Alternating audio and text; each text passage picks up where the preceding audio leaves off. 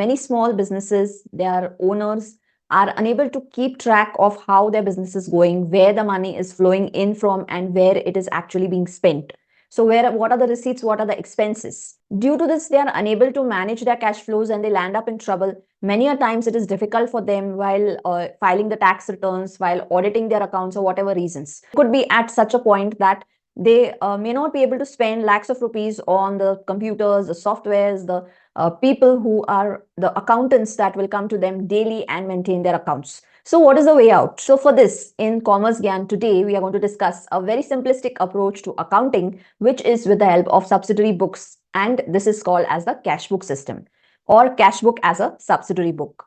Now, this is basically an essential element of standard 11th students of commerce, where they learn subsidiary books in the subject of accounting. So this forms a part of our series of basics of accounting. This is part 9 of that series, which is a continuation of the other subsidiary books that we learned. But definitely this video is going to be also useful for the small business organizations. They will be able to keep track of their receipts, payments by spending a few rupees, a very small meager amount on accounting, and at the same time invest a very small amount of time every day for the purpose of accounting. Not just this, not just that it is cost effective and time saving, but also you don't need much knowledge of accounting or have a very great background of accounting for the purpose of writing this subsidiary book, that is the cash book. So in this video of cash book, which is the part 9 of basics of accounting, what are we actually going to learn? We are going to understand what is the meaning of a cash book and why do we need a cash book and a petty cash book for that matter. Also, we will see the different types of cash books that we have, and also not just the cash book, but also what is the analytical petty cash book, which is useful for small amounts spent. And we will take a few illustrations on the system of cash book accounting. So let's proceed to the part of understanding this cash book and the details related to it. So what is the cash book? Now, cash book, the name itself says cash. So this is something essentially connected with the transactions that are actually happening in the format of receipts and payments. So it covers not just the cash transactions, but also it covers the banking transactions where immediate inflow and outflow of money is taking place, or you're even issuing a check to somebody which is going to be encashed by the person in a few days time period.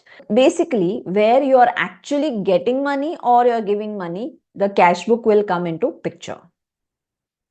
Now, cash book essentially has just two sides, two basic sides. One side will be your receipt side and the second side will be your payment side. It is as simple as that. So from the accountant's point of view, we say receipt side is the debit side and the payment side is the credit side of the cash book. Now, when we learned journal, if you remember, in journal, we had a repetition of the transactions. When we write the journal entries, we keep repeating cash book, rather cash sales, cash purchases, cash payments for repairs, maintenance, cash receipts against the sales made, and so on. So cash word was, or the bank word was repeated continuously in our journal. Instead of that, what we need to do here is now have a single book which records all transactions which are connected to cash and bank. And so it is clubbed together. We don't have to do repetitive journal entries, and that saves a lot of time. So it becomes simple from the point of view of accounting. Just for your understanding now, we have 4 types of cash book. One is a simple cash book. Second one, what we have is the cash which is a cash in the bank column, where we say it's a 2-column cash book. Third one is where we have a simple petty cash book. Petty means small amounts which are in terms of cash. So where smaller amounts are spent, we say it is petty, and so it is called as a simple petty cash book. Where we have multiple columns prepared for the petty cash book, it becomes an analytical petty cash book. Now observe this. This is the format of a simple cash book. Of course, we are going to take a few illustrations ahead, which will give you more clarity on how you actually create this particular cash book or write this particular cash book in accounting. So if you see the debit side, it has the receipts part, and the credit side has the payments part. And on the debit side, we have columns date, receipts, receipt number, and amount. On the credit side, we have the similar columns, but it says date, payments, voucher number, and amount. What is a receipt and what is a voucher? We have already learned in the previous videos. If you haven't seen them, please go back and check in our series of basics of accounting. So this is a simple cash book format. Look at the format of a two-column cash book. Here, again, we have two sides. If you see, it is divided into two parts with similar columns starting from date, right? The debit side has a starting point of date and the credit side also has a starting point of date. So here we have the date, receipts, receipt number, ledger folio, and then we have cash and bank. Okay, two columns here that we have. One column additionally inserted is the bank column on both sides.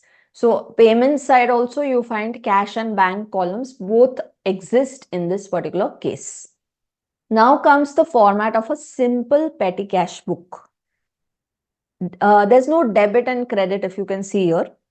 It's just that the amount received is shown, then date, then particulars. And if you see from the particulars part will write all the receipts and the payments entries, everything. But on the right hand side of the particulars part, you'll see voucher number, meaning we are talking about the amount that is paid and the voucher that is created. We have ledger folio and we have the total amount paid off. So if we see the left hand side shows the amount receipt and the right hand side shows the total amount that is paid. And this is the format of analytical petty cash book. I'm just showing you all the formats first before we can directly go to the illustrations using these formats. So once you go through the formats and you're going to learn the formats. So here is the format of analytical petty cash book. If you see here also, left hand side shows the amount received. You have the cash folio number, that is, you could say also the receipt number, then date, particulars, voucher number, and total amount. And ahead of total amount, if you see, the cash book is divided into different columns. Printing stationery, then you have postage, carriage, travel expense, miscellaneous expense, telephone charges, then we have ledger folio and we have ledger account. Now, what does this notify? It's basically total amount column shows whatever the transaction expenditure total is. But if you have to actually find out how much I spent on stationery, how much I spent on postage for the month, or for that matter for those 2 months or 3 months or whatever the case is, whenever you close this account, you can find out how much you spent on printing and stationery. So it becomes simple for a small business organization to understand its transactions if you prepare this type of an analytical petty cash book. Every day, if you just keep writing, at the end of that period, let's say after a week, you want to check that how much was my spending on transportation, how much was my spending on stationery. You will just take a total of this column and see how much you spent. So it becomes very simple to understand at the end of the month or the week or whatever you have decided. Fine. So this is the format of the analytical petty cash book. Now with this, the formats that we have seen, we are going to take up illustrations which will help us understand these formats more clearly and which will help us to actually write the cash books in our regular business activities. So if you're a student of 11th standard commerce, you will be able to answer the questions that will be asked on cash book and petty cash book. So let's proceed now to the illustrations.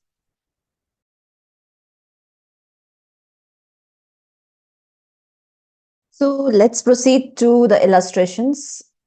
First of all, the questions as detailed out here will be shared as a PDF in the description box below this video.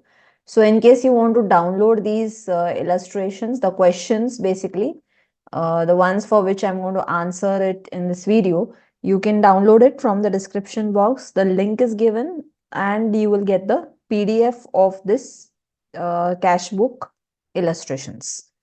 So let's take the first illustration in this.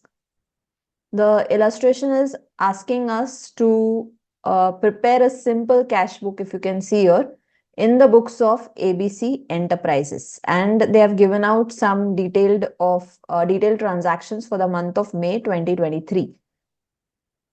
First thing is opening cash balance. Then there are a couple of transactions that we need to record.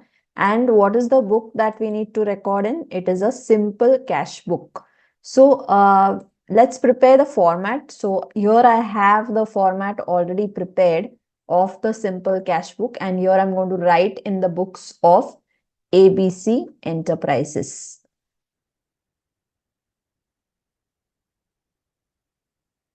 The simple cash book, date particulars. If you see, the debit side is the receipt side and credit side is the payment side. So credit side will start from here onwards. Date particulars, wherever we started, it's the payment side. Now, date that we are writing for, first of all, let us write May 2023. So we don't have to keep writing May 2023 again and again on both sides. So I'm putting May 2023 on both sides. And then I'm going to start recording the transactions.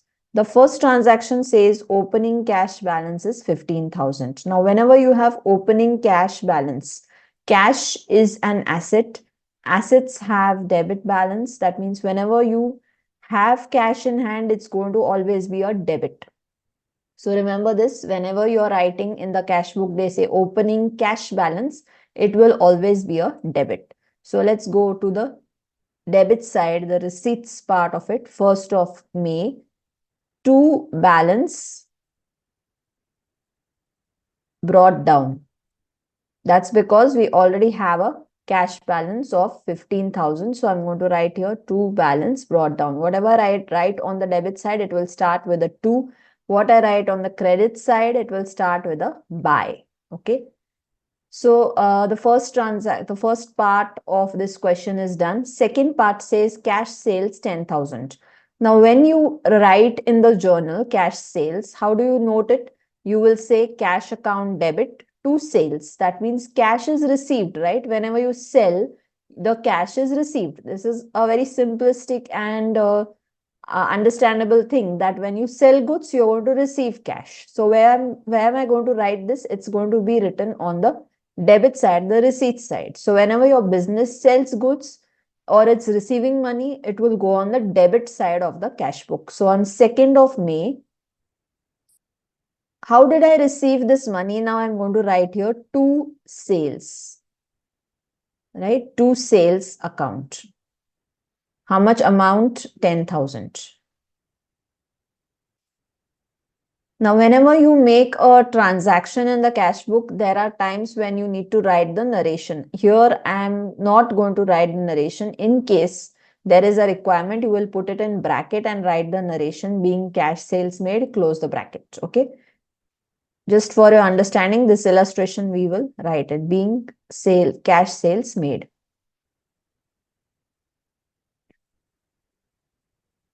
Since this is like a journal, we need to write the narration. So this transaction here is done. It's over. Next date now. What's the next date? It's on 4th. Goods purchased from Jay 3,000. Now, is it given that you have made payment to Jay? No, not paid, right? So this transaction is ignored. If I would have said goods purchased from Jay 3,000 and cash paid, then I would have recorded it. But on 4th, I am just buying the goods but not making the payment. Now let's go to the next transaction. Next transaction says 5th of May, paid Jay 2,000. Yes, this is important now. So here I'm just making the entry for payment to Jay. So Jay's account and cash account, these are the two accounts in this transaction. Why not purchases? Because purchases is already recorded here. You would have written here already purchases account to Jay's account. So this transaction is not to be considered. So paid Jay 2,000. 5th, I'm going to write on the payment side by Jay's account. Amount paid is 2,000. Correct? So here, paid J, being paid J. Next transaction, Prakash paid 1000. So 8th, I'm receiving cash from Prakash.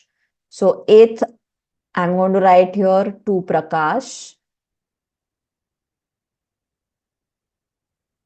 And narration, I'm going to write here being received from Prakash. Being amount received from Prakash. Or you can just write being amount received. See, often if it is not required, it's not specifically asked in the question, then you don't need to write the narration, right? So it will be clearly mentioned that with narration or without narration. So that time you need to write the narration if it is asked for. If you're not asked for, you don't need to write it. Here I'm just showing you an example, so I'm writing the narration also. Next, 8th we have done with. 9th, they are saying stationery bought for office use 500. So again, here, stationery bought for office use 500. Is it given cash paid or not? What will you assume here? Yes, you have paid because there is nothing like a name mentioned here from whom you have bought the stationery. So stationery bought for office use without a name suggests that amount is paid. So 500 is paid. So on 9th, I'm going to write on the payment side by printing and stationery, or just stationery, whatever you like it, by printing and stationery. This is generally the accounting head, so I'm writing with the printing and stationery, correct? So 500, and I will write here in the narration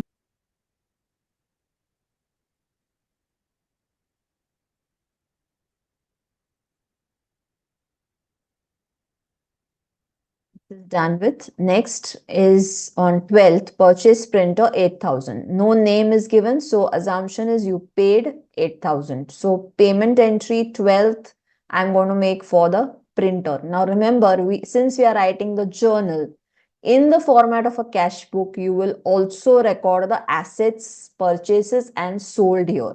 So basically, even if you're buying a printer, even if you're selling goods, buying goods, everything will come under the cash book. So purchased printer 8,000, we will record paid entry, payment entry. So 12th by printer.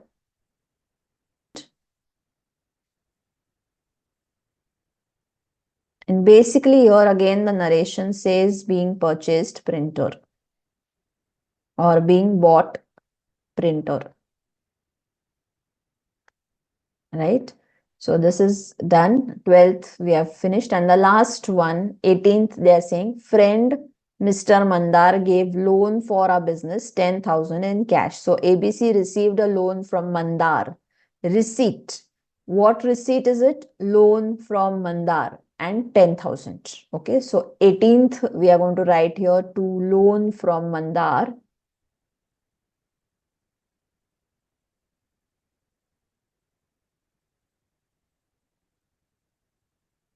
How much is the amount?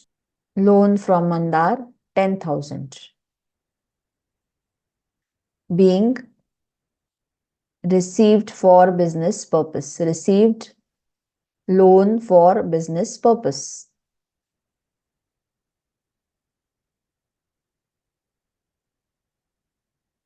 Got it? So this ends the all the transactions in the first illustration. We have written all the debits, that is the receipts, and we also written the credits, that is the payments. Now basically we need to close this particular simple cash book because we want to carry forward the balance from the month of May to the next month, that is month of June. So how do we balance the account? Basically we need to take the debit side total and we need to take the credit side total and check which is more. So whichever is more, that side we don't write the amount because we need to balance it, right? We need to close this account by writing the amount on the side which is less. So which side is the total of the debit side? How much does it come to? 36,000, correct? So 36,000, and this is just 10,500. So I am going to write here total, leave 2-3 lines and then write the total 36,000, which is more than the debit side. So debit side is saying 10,500. So basically I need to close this account on 31st. I'm going to write by balance carried down 25,500.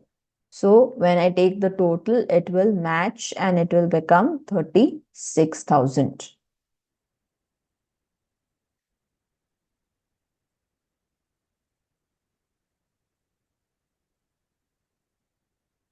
Correct?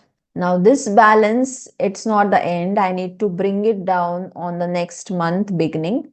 So June 23, 1st of June, I'm going to write to balance brought down amount of 25,500. So this is how you write a simple cash book. Now remember that even if it was a bank entry, the transaction said check paid, everything will come in this cash book. So it doesn't matter whether it's the entry is of cash or is it of bank.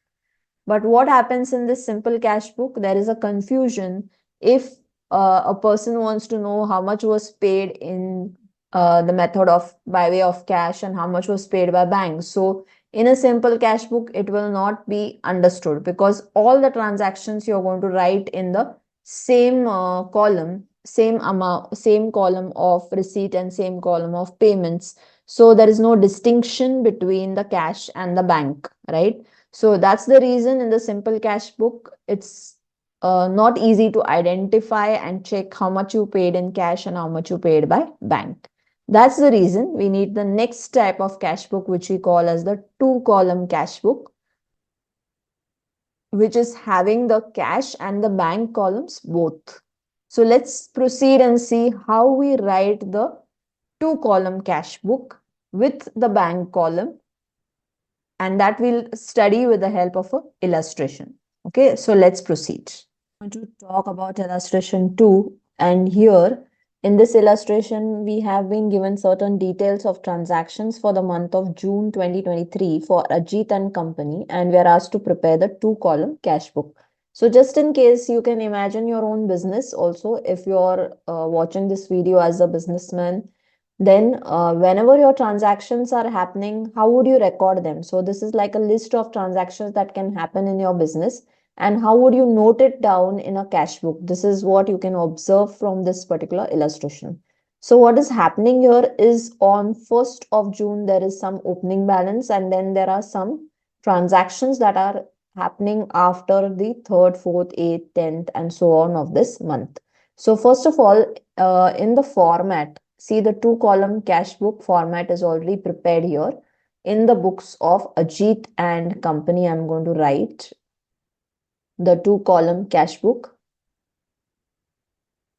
And the date, as we can see here, is for the month of June. So June 2023, I write on both sides of this cash book, debit side and credit side.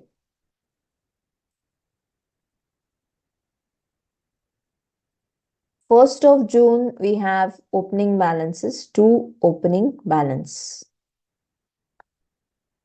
brought down. Balance, you can also write BAL dot, that's also fine. Opening cash balance is 20,000 and bank balance is 1,50,000. So I noted down here 20,000 and 1,50,000.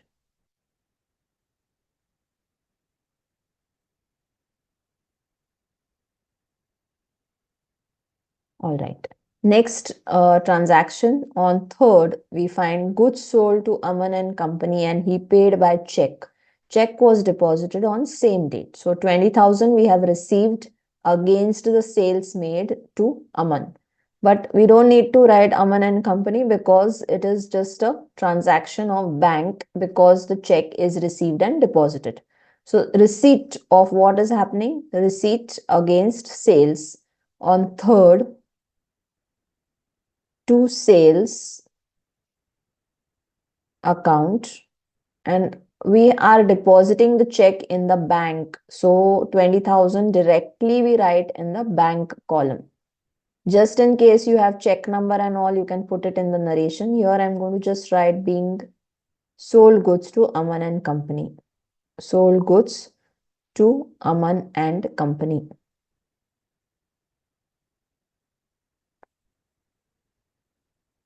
Fine. Now we will have the closure of this transaction here. 20,000 is received. Next, on 4th, paid in cash for traveling expense of staff 2,000. So this is traveling expenditures on 4th payment. So payments, where do we record? On the credit side of the cash book. So 4th of June, since it is traveling expense, by traveling account. And is it paid by check or cash? It is paid in cash for the staff, 2,000 rupees. So I write here in the cash column 2,000. Fine. Next transaction. This is like, you can just write the narration if you like, being paid for staff. Since it is mentioned already, it is traveling, I'm not repeating that again here. And I close this transaction. Just like we close the journal, we close this transaction. Next now. After 4th, on 8th, purchased goods and paid in cash 8,000. Fine. So I am buying goods and paying in cash 8,000. So this is also a payment entry of 8,000 on 8th. Buy purchases and cash. Okay, there is no check payment, so it is paid a cash, being purchases made or purchases purchased goods in cash. Fine. So close the transaction. 8,000. Next, paid rent by check 10,000. So again a payment entry. 10th, I am making a payment. And what am I paying for? I'm writing here by rent. Rent account. Okay. So 10th, rent is paid. Check payment of 10,000. So in the bank column, I'm going to write here 10,000. Being rent paid in check or by check. If you like, you can write that. Otherwise, that's also not necessary. Okay. The transaction is closed here. Now we go to the next. 12th, machinery purchased and paid by check 6,000. So again a payment entry, and it is paid by check, meaning it is paid by bank, right? Through bank. So machinery is purchased on 12th, 6,000. 12th, by machinery account 6,000.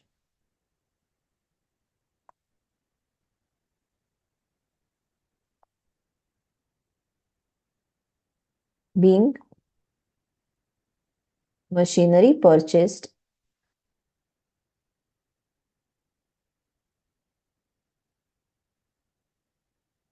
fine. The transaction is done. Now we have the next transaction. What is it saying? Cash withdrawn from bank 5,000. Now this is an interesting transaction which because we find here both cash and bank are involved. So whenever you find, now listen to this part carefully, whenever you find there is an involvement of both cash and bank in the same transaction, this is called as a contra entry. Okay, it is called as a contra entry. Now remember this particular part very carefully. It could be cash withdrawn from bank, cash deposited in bank, right? So if cash and bank both are involved, it becomes a contra entry. Now what is the speciality of the contra entry? If you see writing me this as a journal entry, how would it be? Cash withdrawn from bank, meaning cash account will be debited and to bank account, isn't it? Because cash is coming in and bank is the giver. So cash account debit and bank account is credit. So cash is basically a an amount received, correct? In the business, cash is coming in. So cash is received. So on receipt side of your cash book, you will find the cash. Cash is received and bank is making the payment. So on payment side, you will find an entry of the bank. Now, what will you write on the receipt side? On 13th, how are you receiving the amount? You are receiving the amount with the help of the bank. So bank account will be written and amount is how much? 5,000. This I'm going to write in the cash column. Because I'm not receiving in the bank, I'm receiving cash. And in the ledger folio, I'm going to write a C and circle it, showing that this is a contra entry. It's going to have a second effect in the cash book itself, where on 13th, I will also be writing here by cash account and contra entry here. And do I write in the cash column? No. The payment is made via the bank. So in the bank column, I'm going to write 5,000. Again, I'm explaining this transaction. How is it happening? It is basically a receipt transaction and a payment transaction both, because cash is withdrawn. Where is the where is the amount coming in now in the business? It is coming in the cash column, right? Because cash is received. And where is it going out from? Where is it becoming less from? It is being reduced from the bank. So in the bank, we are writing it on the payment side, and in the cash, we are writing on the receipt side, because cash is withdrawn. So here I'm going to write in brackets being cash withdrawn. So be careful whenever such contra entries are written. You will always have two sides, two parts of the same transaction being cash withdrawn. Now understand the logic. The logic is that you have the cash also and you have the bank also. But one is receiving, other is paying. So when you withdraw cash from a bank, think about a practical example. If you go to the bank today and remove take out some funds in the format of cash, what will happen to your cash balance? Your cash balance will increase, right? So it will be a receipt for you. And what will happen to the bank balance? The bank balance is going to fall. So it will be like a payment for you. So that is the reason I've written on both sides of the account, and it is called as the contra entry. Okay. So hopefully this transaction on 13th is clear to you. We proceed to the next few transactions that are written here. They say 14th additional capital bought in by check and is deposited in the bank 50,000 rupees. So in this particular business, you are bringing in more capital. So how is the capital brought in? It's brought in with the help of a check. So on 14th,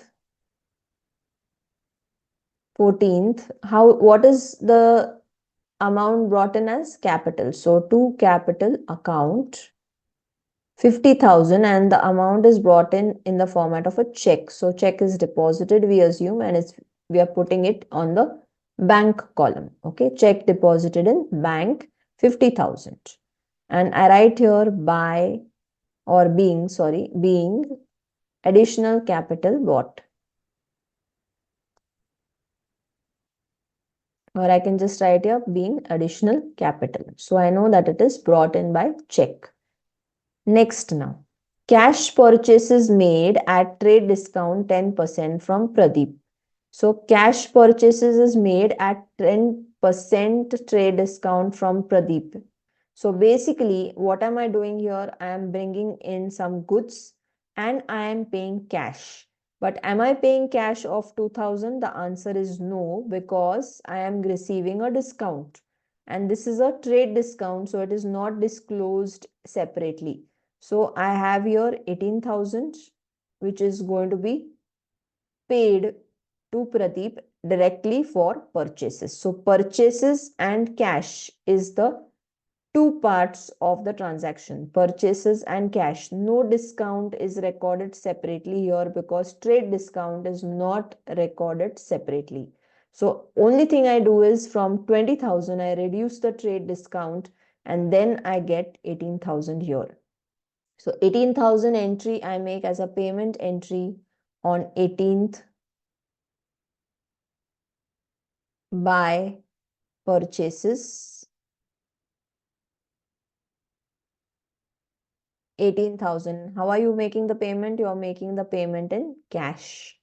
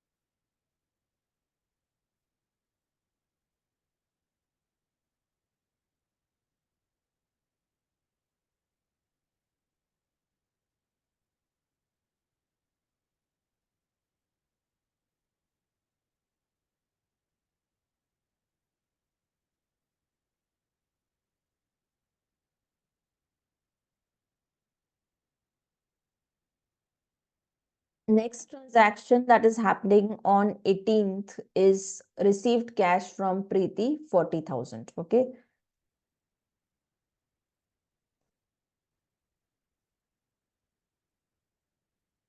Next transaction that is happening on 18th is received cash from Preeti 40,000. So you're receiving on 18th itself an amount of 40,000 rupees.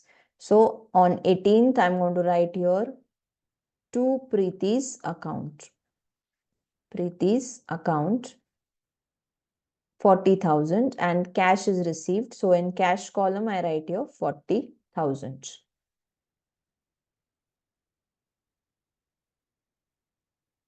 Being amount received from Preeti or being amount received.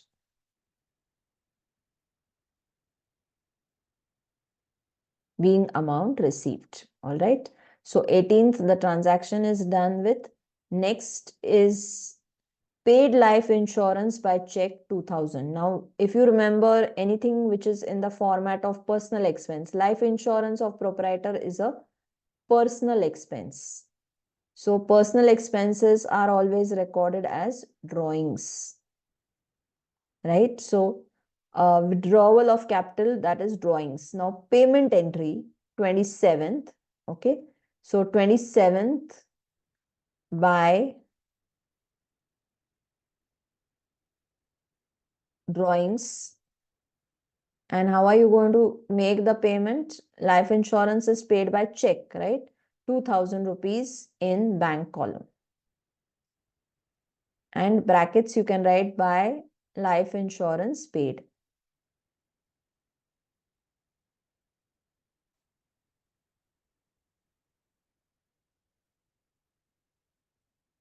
Life insurance is paid. And finally, you have electricity bill paid by cash 3,500 on 28th. So 28th, we have by electricity account.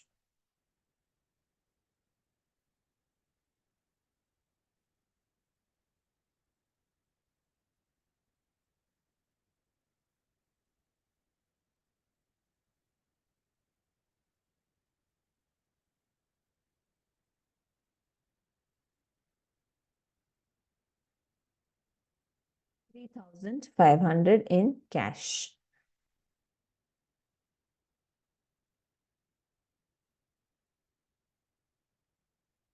Fine. So all the transactions are over. Now what's our job is to match the debits and the credits and close the account. So on my what I'm going to do first is match the cash columns both sides.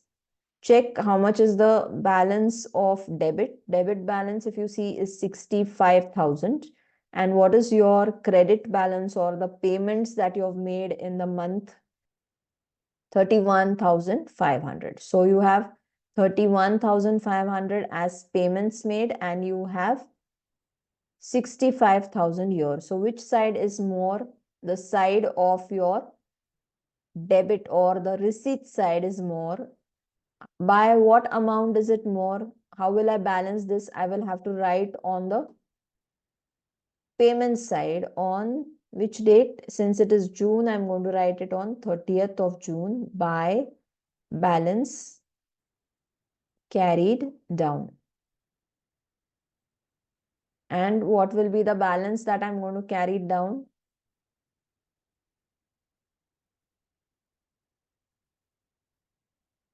Similarly, I'm going to close the bank, also bank column. Check the bank column debit side total. It comes to how much? 2,20,000. And what about the credit side or the payment total that you have of bank? You will have to check that. 23,000, isn't it? So basically you will have to close it by writing 1,97,000 on the payment side. This is what you're carrying forward in the bank, 1,97,000. So close both sides now. This is 2,20,000 and this is amount of 65,000.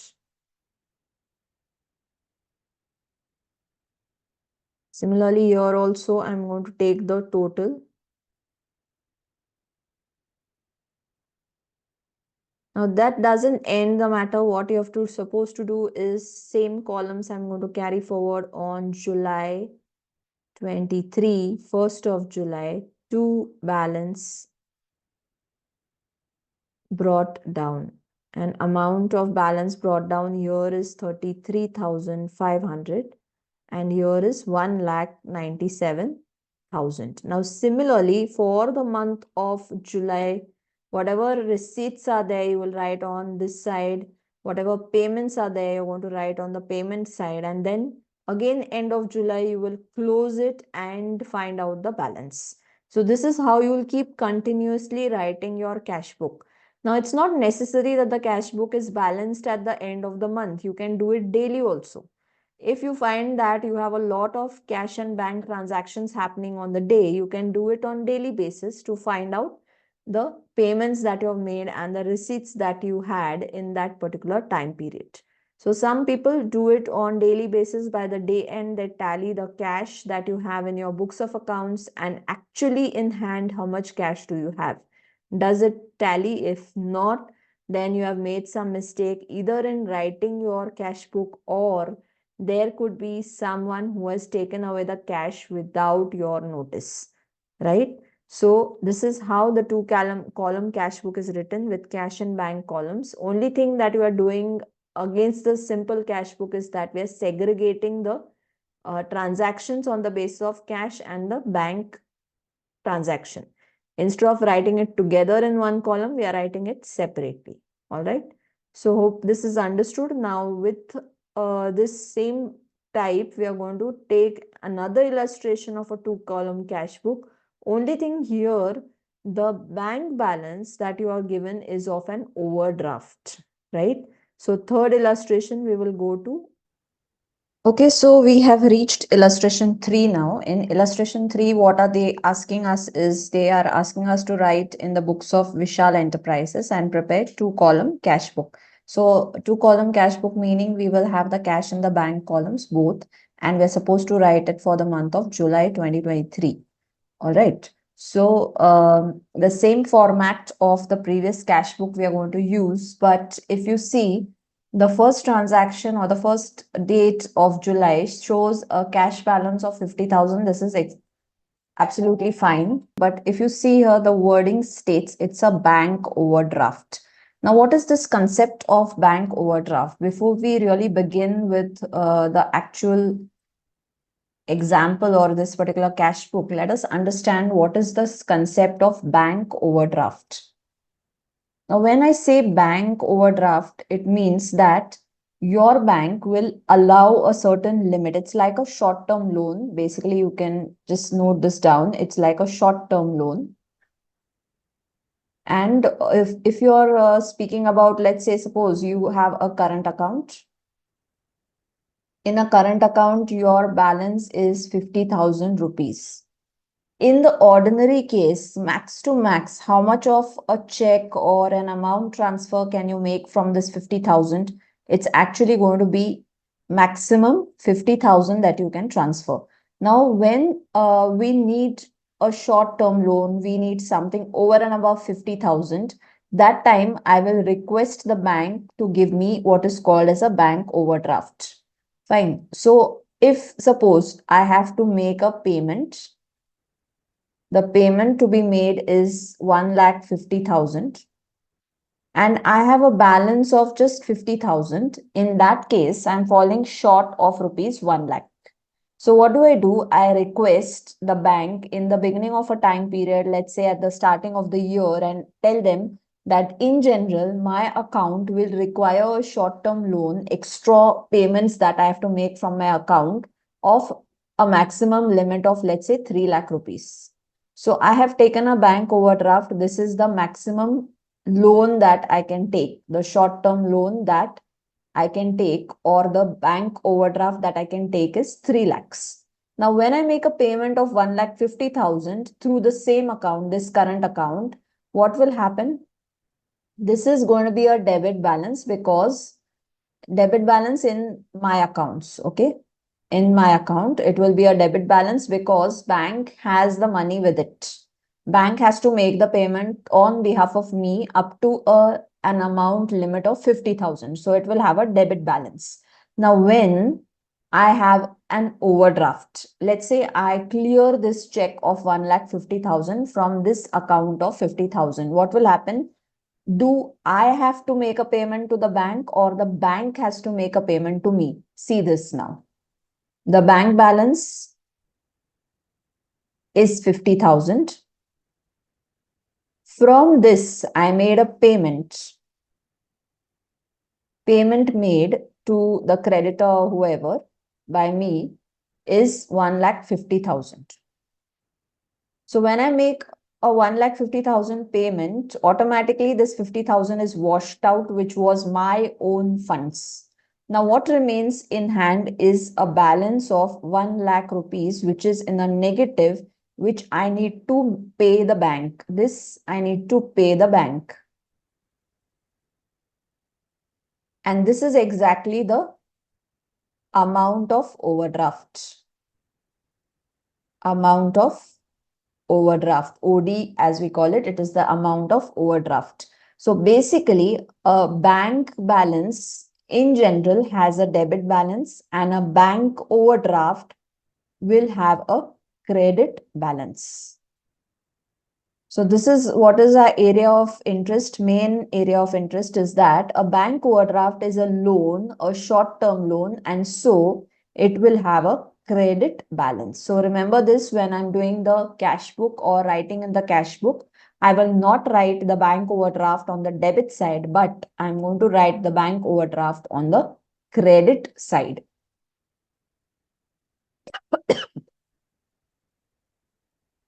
So let's proceed to the illustration now. We have the clarity of this bank overdraft. The bank balance is not given, but a bank overdraft balance is given 25,000. So this is like a loan taken from the bank of 25,000. Fine. So let's proceed to solving this illustration based on what we had earlier learned. The same format I have here of the two-column cash book, and I'm writing in the books of Vishal Enterprises. So here I will write Vishal Enterprises. What is the time period or the month in which I am writing for? It is July 2023. So both sides I write July 2023 or July 23. Correct? Now next step is write the balances. Opening balance, cash balance 50,000. So on 1st of July, two balance brought down. Cash column 50,000. And the same way on 1st July, I'm writing the overdraft account. So by balance brought down. In the bank column, the amount that I'm writing is amount of overdraft, which is 25,000. Got it? So this is what is the bank overdraft. Bank overdraft will have a credit balance, remember. So all the dynamics of your cash book are going to change, right? Because when you make a payment now, your loan is going to increase. And when you have a receipt, your loan is going to, or your bank overdraft balance is going to reduce. All right. So let's proceed to the next date. Next date is 2nd, deposited cash in bank 2,000. So I have a contra entry here. I'm depositing cash in bank. 2nd, I am going to deposit amount in the bank. Receipt side, you will have two cash account. Two cash account because I'm depositing the money in bank 2,000. And this is basically a contra entry.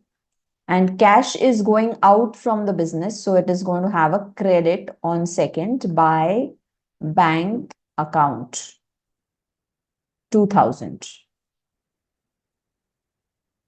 Fine. So I'm depositing the amount in bank 2,000.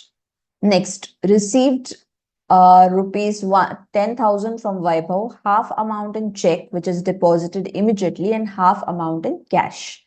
So in this particular question, I'm not going to write the narrations. It's just for an example, I solved it in the second illustration. For this, I'm not going to write the narration. In case for practice you want, you can write the narrations on your own in the cash book. But for our study, I'm not writing. 3rd of July, you have an amount received 10,000 from Vaibhav. So 3rd July to Vaibhav account. How is he making the payment? He's making 10,000 payment, half in cash and half by check. So I write half amount in cash column and half amount in bank column. I am receiving this value, okay, from Vaibhav. Now next, what is happening on 5th? Check is received from Vaibhav was dishonored. Dishonored means what? It is returned. That means the check bounced basically. You must have heard of check bouncing. Check bounce meaning if I deposited a check in the bank, the person Vaibhav did not have that much of amount in hand or whatever the reason, his signature may be different, the date is wrong. That's why the check was not cleared and the bank returned my check saying that Vaibhav did not make you the payment. So what I have to do? I have to now reverse the entry on 5th. 5th of July, the amount is returned back, correct? So 5th July by Vaibhav account. How much amount? 5,000 in the bank column because the check is dishonored. Fine. What about the cash? Cash he paid immediately. So this is nothing to do with the dishonor of the check. So only thing I'm going to write the reverse entry is of Vaibhav account in bank column 5,000 because this is returned or reversed. Fine. Next entry now. Ganesh deposited directly cash in our bank 5,000. So we have to go to the receipt side 6th to Ganesh. Ganesh has deposited the amount. Has he given us cash in hand? No. He is not giving cash in hand. He directly went to the bank and deposited the money of 5,000. So what account is going to increase is the bank account. So in the bank account, bank column, I'm going to write 5,000 because the cash is deposited directly there. Next on 8th, what is happening? 8th, we find goods are purchased from Neha, 10,000, and we receive 10% trade discount we paid half the amount to her immediately. Okay. We are concerned with whatever payments and receipts that have been made in this case. So purchases account made, that we are not interested. What we are interested in is if we have made the payment to her or not. So out of this 10,000 trade discount that we received, we are going to reduce 1,000 rupees, which means 9,000 is our purchases. Correct? And of this, only half amount, that is 4,500, we are making the payment. So 4,500 is what we have paid to Neha immediately, and this is what we are going to record in our books of accounts. Correct? So what we are writing on 8th, we have to write in the cash book, payment side, by, should we write Neha or should we write purchases? This is a bigger question. Since we have paid half the amount immediately to Neha, we can directly write by purchases account 4,500.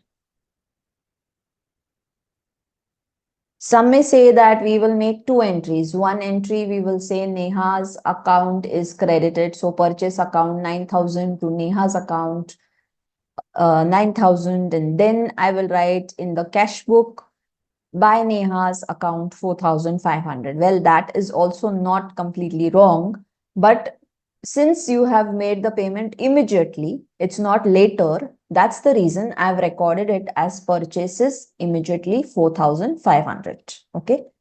Next now.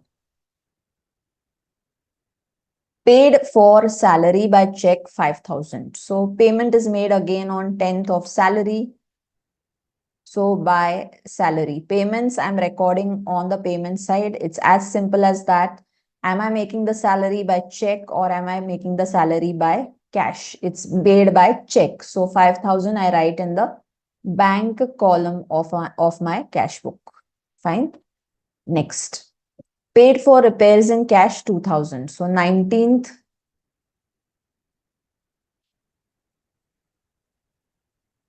19th by repairs account 2,000 in cash. Nothing in bank column. Next entry. Sales made on credit of 1 month to Prabhat 8,000. So sales are made on credit, very clearly given to Prabhat 8,000. This entry we don't record because we have not made any payment nor have we received any money. So if it was cash sales, we would have recorded. Since this is nothing to do with the receipts, so we don't record in the cash book. Next, 22nd. 22nd, we have cash of rupees 6,000 deposited in bank. So again, this is a contra entry.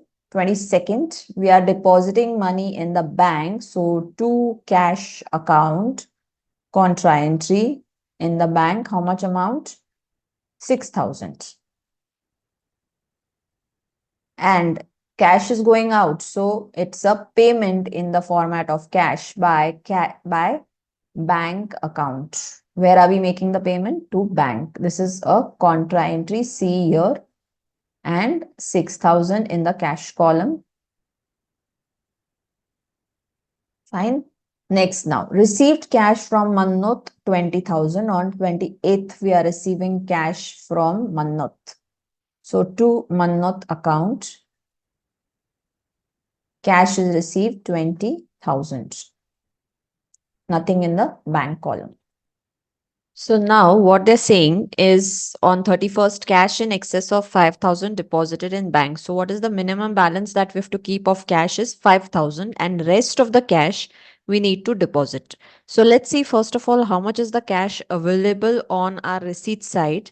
If you see the receipt side, it says it is 50 plus 5 plus 20,000, right? So basically we have total amount of 75,000 of cash here. But of this 75,000, we need to keep aside how much cash? We need to keep aside cash of 5,000. So ignore this 5,000. We have 70,000 in hand. Now from this 70,000, we have made some expenditures here. If you see here, cash expenses are there. This totals up to 14,500.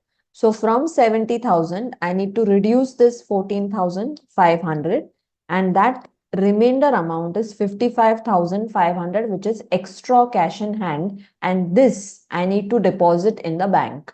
So 55,500, I need to make a contra entry on 31st.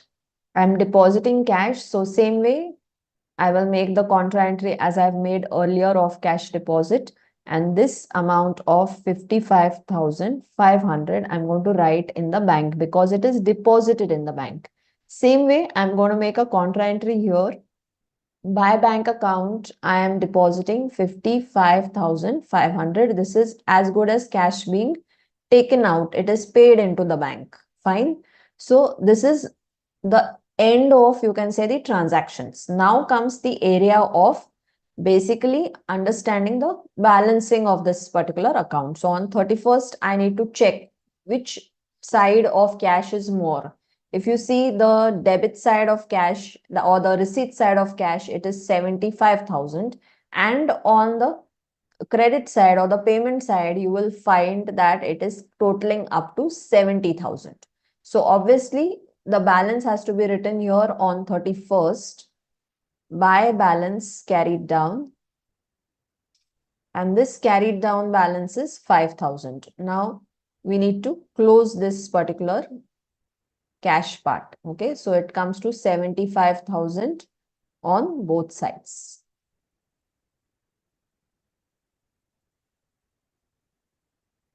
All right, proceed ahead. Now we are going to close the bank side. The bank side is saying total amount on the bank side, if you see, it is 2,000 plus 55 plus 6 plus 55,500. So let's take the total 73,500. And what about the payment side? It is coming to 35,000. So obviously you have a receipt side which is more, and take the total of the receipt side and write below it and close the account. 73,500 I'm going to write here.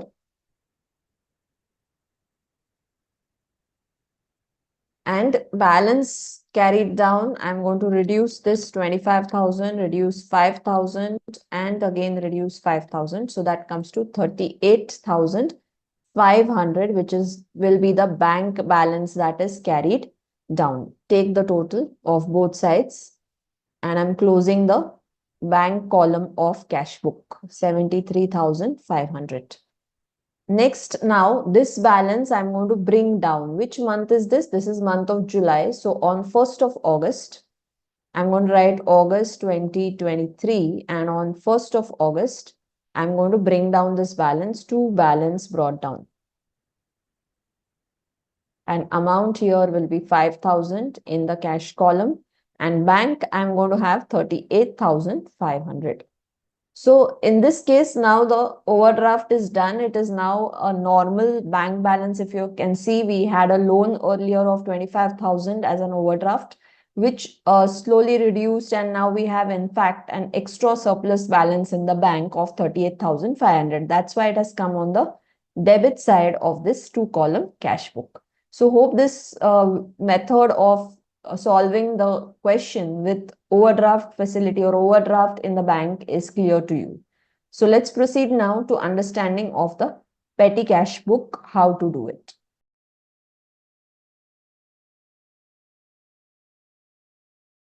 So now we are taking up the illustration 4, which is related to preparation of a simple petty cash book for the month of September 2023 for Ritvik, for the person Ritvik. So in books of Ritvik, we're going to write the simple petty cash book. And we have been given different transactions up to the 30th of the month. And we are supposed to write in the petty cash book the details of all this and basically close the petty cash book at the month end. So let's prepare it. First of all, let's write in the books of Ritvik. We know the format of the petty cash book. We have learned that earlier. So we are going to draw that format here.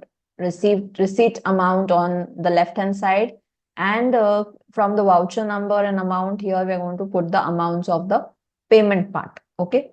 Date column is common, and particulars column is also common in this case. There is nothing like debit side and credit side in this simple petty cash book. Fine. So now let's take the first transaction. The first transaction is on 1st of September. First of all, let's write the date, September 2023, 1st of September. And what is the thing? We have received from head cashier. So to amount received from head cashier.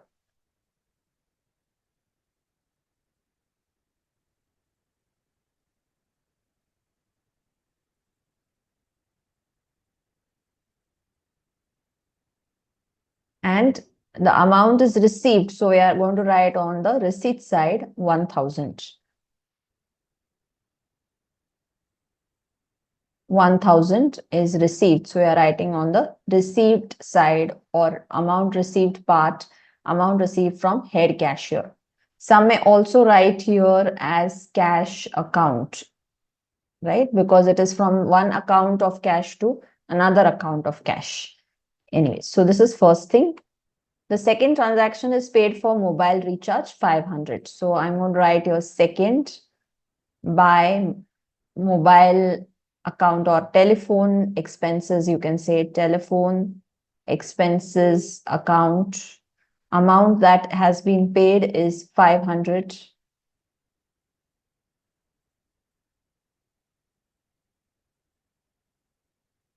Amount that is paid is 500. So in the amount column, I'm going to write here 500. Next transaction is on 3rd, paid for stationery 20 rupees. So 3rd by stationery account. It's so simple. We are just writing the expenditures that have been incurred and one below the other, and the amount has to be put in the right hand side column of amount. Fine. Bought stationery. Next one is on 4th, paid for tips to waiter for office meals 20 rupees. So 4th you can write by tips account or tips to waiter account, whatever the case is, 20 rupees. Payment side, the payments, we are writing the amount here. Next is donation for Ganesh Puja 101 on 8th by donation account. Since this donation is given from the office, that's why it's written here. Otherwise, we would have put it as drawings amount. All right. Next, 9th, paid for courier charges 255. So 9th by courier account or courier charges account or postage account also can be written. Postage account. How much is the amount that is paid is 255. Next. Received from head cashier. Again, you're receiving an amount of 1000 on 12th. So 12th, I'm going to write 2 received, amount received from head cashier.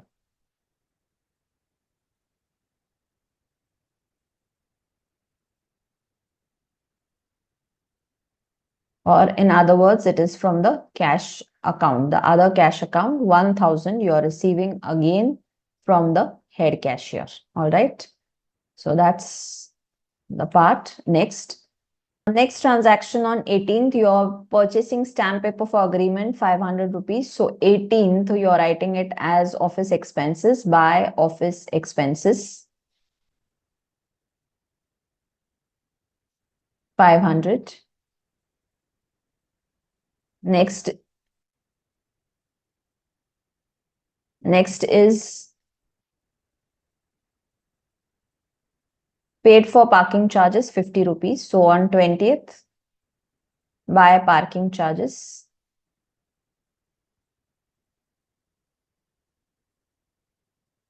50 rupees. Right? Next is received amount from sale of old papers, 25 rupees. So 22nd, you are not paying, but you are receiving. So 2 scrap sales, you can say. We say, no, scrap is scrap sales or miscellaneous income. Both will be okay. Miscellaneous income account. And how much are you receiving? The amount received is 20. The amount received is 25 rupees. So in the receipts column now I'm writing. I'm not writing in the payments column. I'm writing in receipts column 25. Next, paid for office cleaning 100 rupees. 27th, it is housekeeping expenses. So by housekeeping account, amount paid is housekeeping account, amount paid is 100 rupees.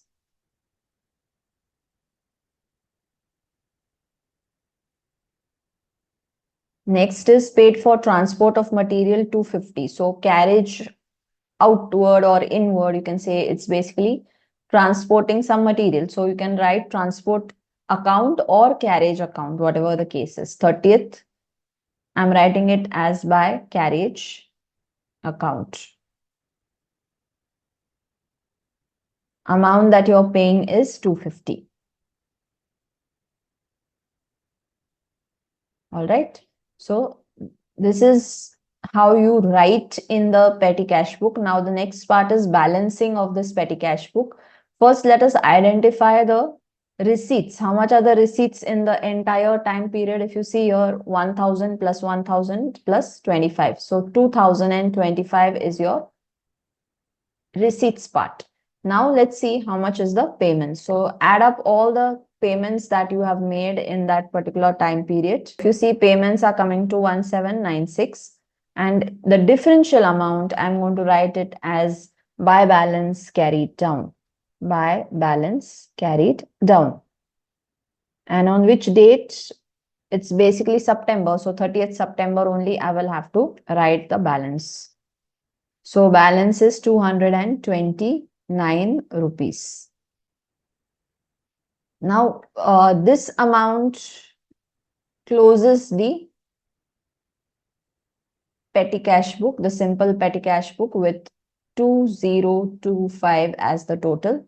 Both sides, I'm going to write 2025 as the total. And in the next month, September, so October 2023, on 1st October, now we are going to move ahead to the next illustration where we are going to write it in the analytical petty cash book. Fine. So that is illustration 5. In illustration 5, they have asked us to prepare the analytical petty cash book for the month of November 2023 in the books of Mr. Prashant. Okay. And the transactions are given till the 30th of the month. So let's solve it based on the information that has been provided.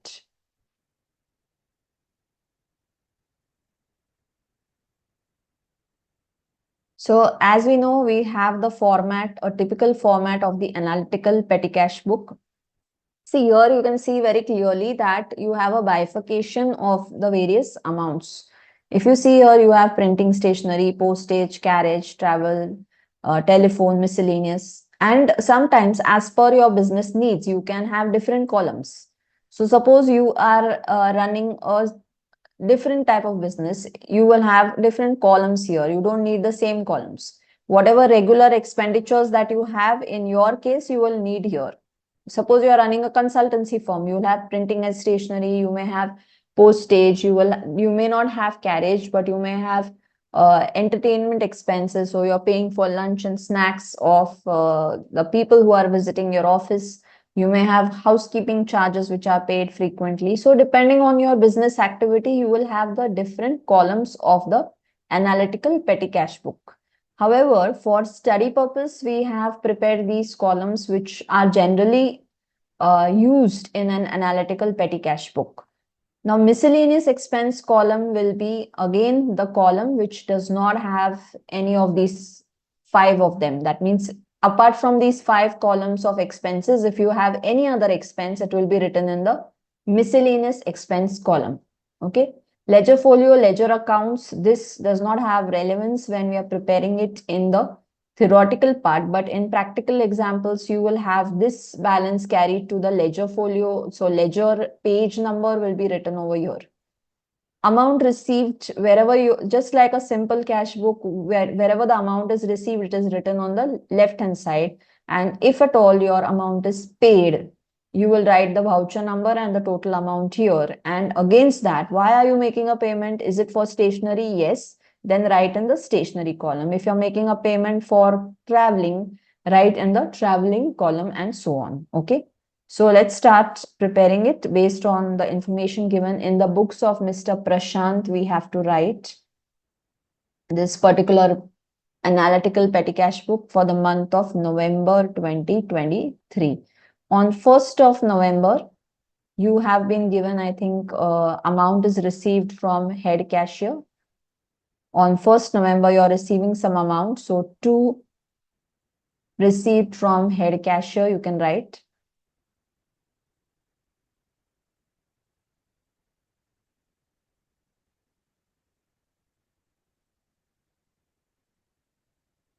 Or in other terms, you can also write cash account because it's from the other cash account.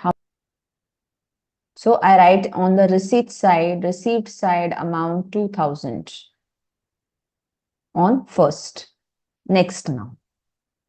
Paid for railway ticket 220. On 2nd, you are paying for railway ticket. Railway ticket is actually for in terms of traveling. So by traveling expenses. And in this total amount column, you're going to write all the expenditures that you're making. What is the expenditure here? 220. 220. And same amount you're going to write in the traveling expenses column. 200 and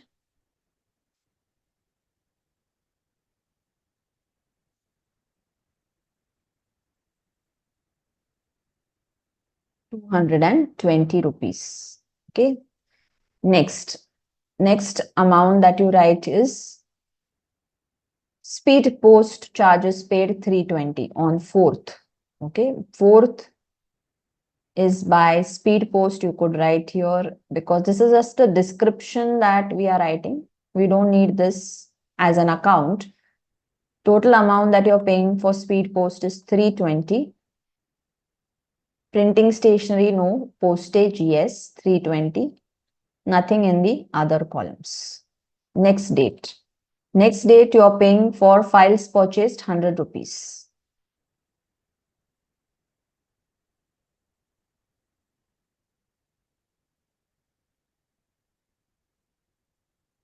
Files purchased on 5th by files purchased.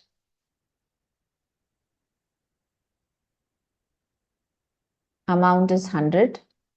Stationery, yes. Nothing in the other columns. Next is cartridge paid 65. Cartridge is also like carriage or transport, correct? So 8th we are having cartridge paid by cartridge paid.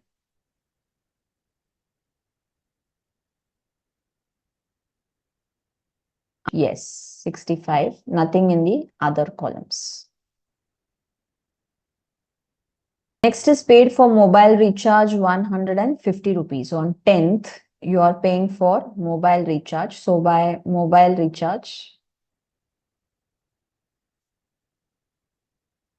amount paid is 150. Not stationery, not postage, not carriage, not traveling. Telephone, yes.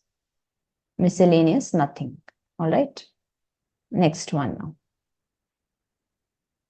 Paid for stationery. Again, we are buying stationery, 25 rupees. So, stationery is purchased. On which date are you buying it? 12th, 25 rupees. 12th, you have buy stationery. 25. So printing stationery 25, nothing in the other columns. Next, paid for metro fare 85. So metro, you're traveling. So 15th, you're paying for 85 rupees of metro fare.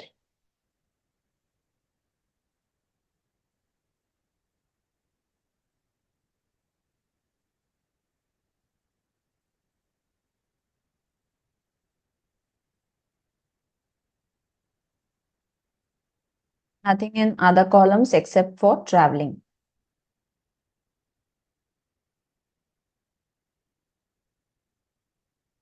Courier charges 140 on 20th.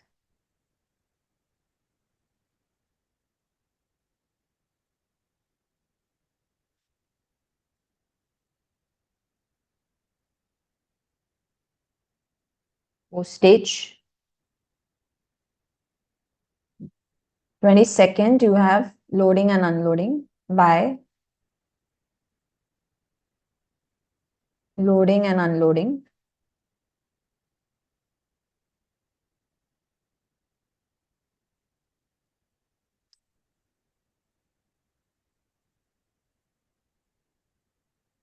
$210. Now this you can put in the head of basically miscellaneous. So 210 I put in the last column of miscellaneous expenses. Next one is received from head cashier 1000. So on 25th you are receiving an amount from head cashier.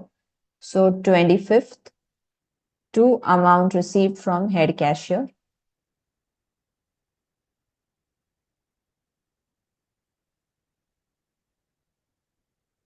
$1,000. So I write in the receipt part of it 1,000. Pens purchased 50 rupees on 26th.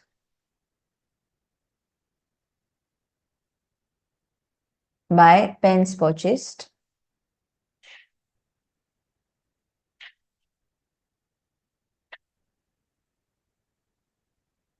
₹50 on 26th. 50 rupees I write here in the total column, and I'm going to write in the first column of stationery 50 rupees.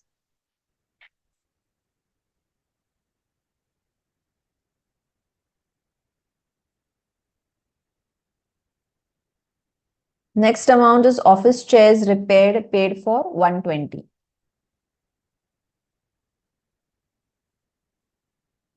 28th by office chairs repaired.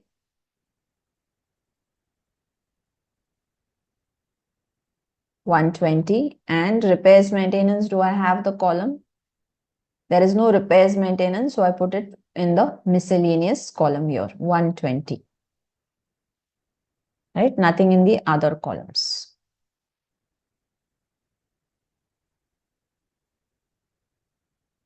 Next is Ola taxi charges 180. On 29th, you are paying for Ola taxi charges 180.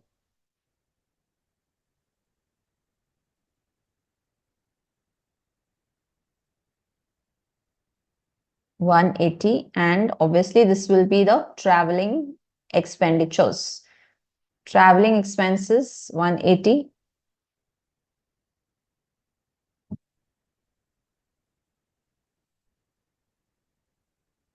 And we have the last transaction, rubbers, pens, etc. purchase 25 rupees.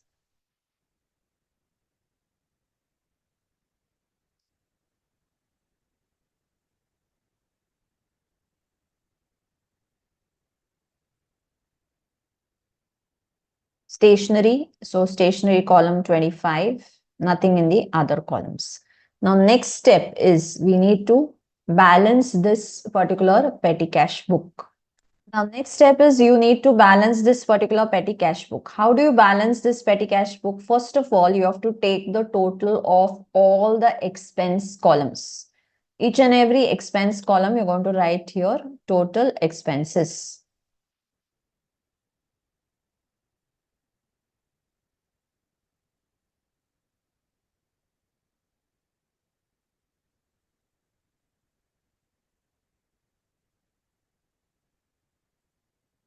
Now, this is the total of all the columns of the analytical petty cash book, and the total of this column, that is the total amount, should match with all the total of this column: 200 plus 440 plus 65 plus 485 plus 150 plus 330 should be equal to 1670.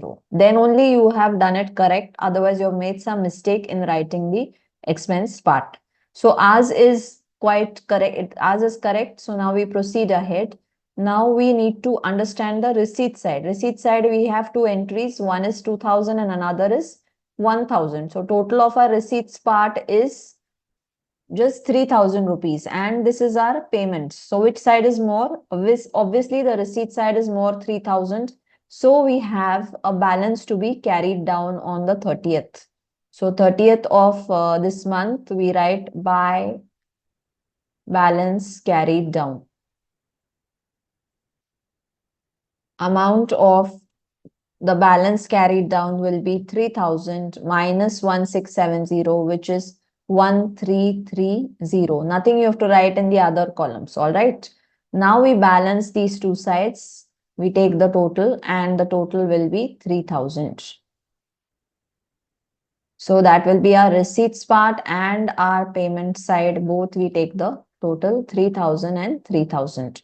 Now, next month, what is the next month now? December 2023, right? We were writing for November. November 23. So now next month is December 2023. We write here December 2023. On 1st of December, to balance brought down. See, here we are writing by balance carried down, right? So opposite of that, to balance brought down. So how much is the brought down balance? Are we writing it here? No.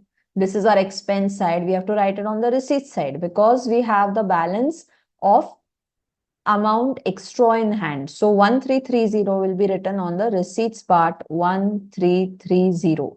And this will be the starting point of our next month analytical cash book. But here, with this by balance carried down 1330, we have closed this particular analytical petty cash book.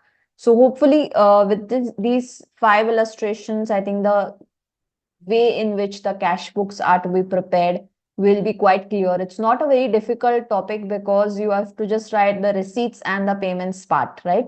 So whatever is the receipts, we write it on the left hand side, or if at all it is a debit side, right?